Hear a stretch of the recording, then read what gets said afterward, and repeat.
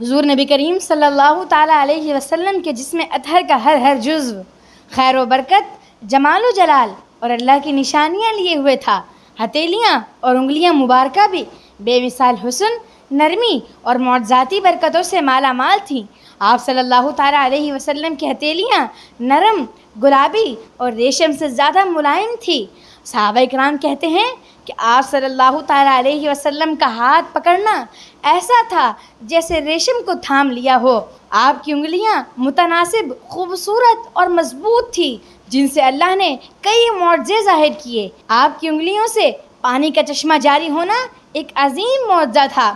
آپ صلی اللہ تعالیٰ علیہ وسلم کسی کے سر پر دست شفقت کا ہاتھ رکھتے تو وہ کبھی نہ بھولتا۔ آپ کی ہتھیلیاں خوشبو سے معمور رہتی تھیں، چاہے آپ خوشبو استعمال نہ فرماتے۔ آپ صلی اللہ تعالیٰ علیہ وسلم کے دست مبارک سے آنکھوں، چہروں اور زخمی جسموں کو شفا ملی۔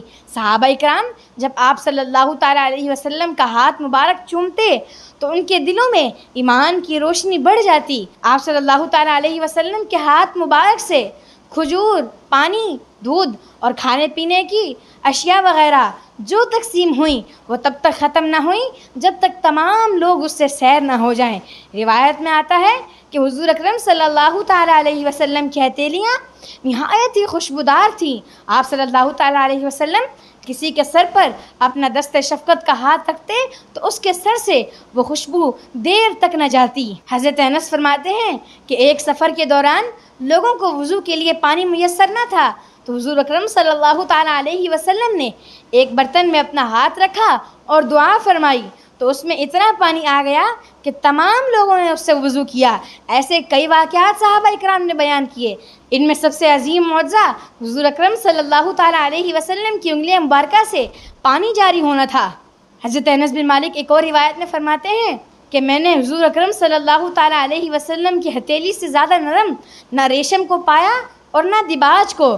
ایک مرتبہ حضرت جابر رضی اللہ تعالیٰ عنہ نے کھانے کی قلت کی شکایت کی تو حضور اکرم صلی اللہ تعالیٰ علیہ وسلم نے تھوڑی سی کھجوریں اور آٹا لیا، اس پر اپنا ہاتھ رکھا اور دعا فرمائی۔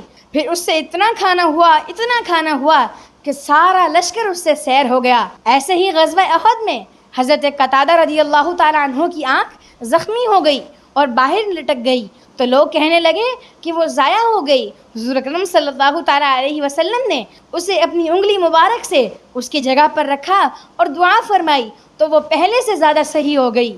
اور اعلیٰ حضرت کیا خوب فرماتے ہیں، ہے لبے عیسیٰ سے جاں بخشی نرالی ہاتھ میں، ہے لبے عیسیٰ سے جاں بخشی نرالی ہاتھ میں، سنگریزے پاتے ہیں شیریں مقالی ہاتھ میں، مالک کونین ہیں گو پاس کچھ رکھتے نہیں، دو جہاں کی نعمتیں ہیں ان کے خالی ہاتھ میں، حشر میں کیا کیا مزے ورفتگی کے لوں رضا، حشر میں کیا کیا مزے ورفتگی کے لوں رضا، لوٹ جاؤں پا کے وہ دامان عالی ہاتھ میں۔